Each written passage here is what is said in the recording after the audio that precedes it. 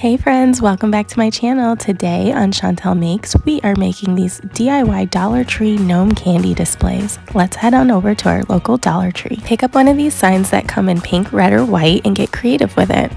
We're also going to grab one of these candy dishes that come in pink or red, and of course our cute little gnome buddies. Let's get started. Today I decided to go with the pink sign. I really loved the love you always on the front, and pink really is my jam. I just love pink. Fun fact, even my dog's name is Pink, but I didn't name her that. I adopted her. So anyways, let's jump right into it. The first thing that we're going to do is remove the tag and the ribbon from the top of our gnomes. As you can see, it has like a little hole because these are meant for hanging. But I will show you a quick and easy way to add a topper, and you'll see what we're going to use to put on the top of their hats at the end of this video. These gnomes ended up being the perfect size to the length of the sign. The only thing that you will see me struggle with a little bit is that the gnomes are slightly curved, so it made hot gluing them to the board a little tricky, but there's nothing a big huge glob of hot glue can't solve. And of course, with their cute little fuzzy beards, you're not going to see all of that anyways. They make for great camouflage.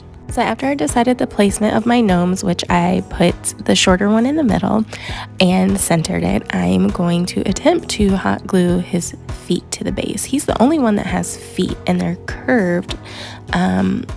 Not really curved, but they're hollow, so it really makes it a little tricky to get it on the base, and as you'll see in the beginning, it's really flimsy.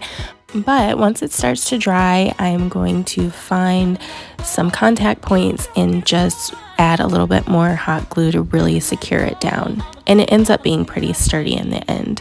Okay, so he's not quite ready yet. I'm going to gently flip him over, and I'm going to add a little bit more glue on the back because, as you can see, this gives you a good vantage point of what I'm talking about with it being curved and a little tricky to get stuck to the board.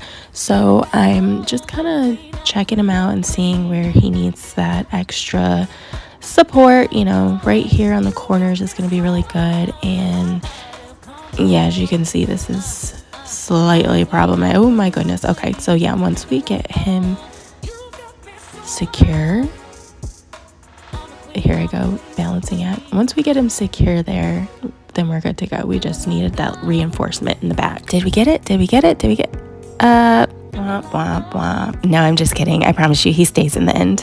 See?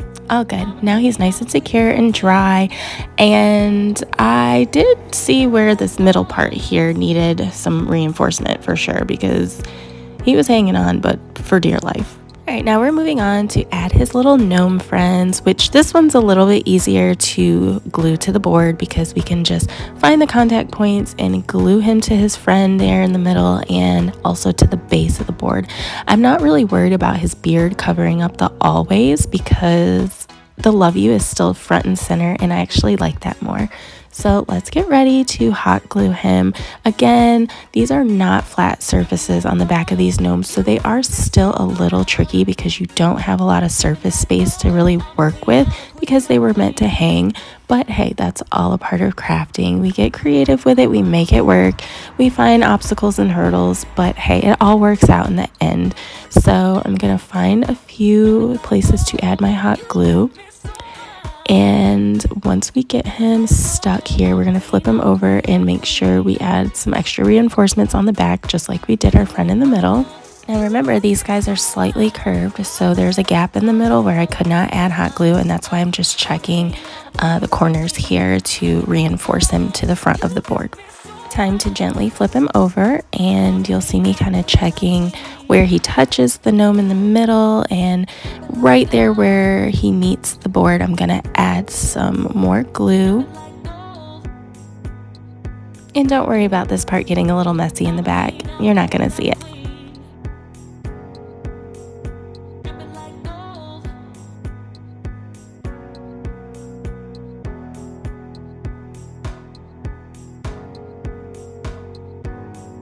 Let's repeat the same process for our final gnome.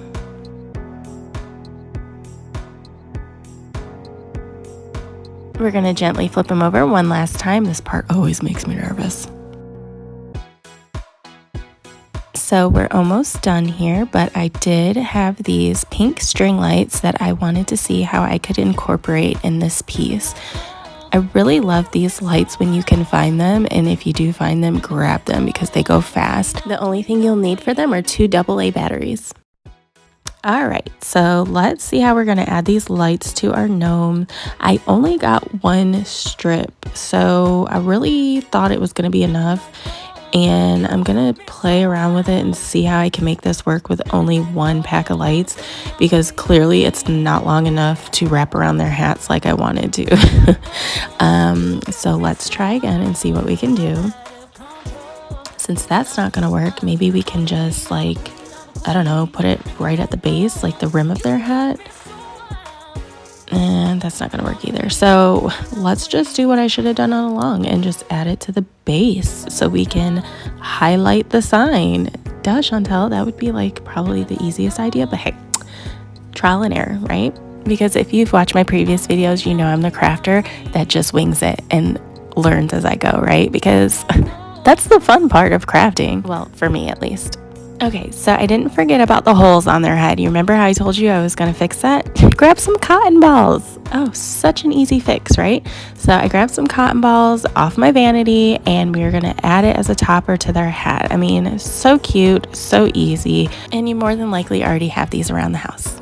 Guess what, guys? We're done. Let's just go ahead and get ready to assemble this on our table. Let's add our candy tray. We didn't forget about that. And some kisses. And here's the final look. As always, I love you for watching. I hope you enjoyed this Dollar Tree DIY. Please give me a like and a subscribe if you enjoyed this video, and we'll see you next time.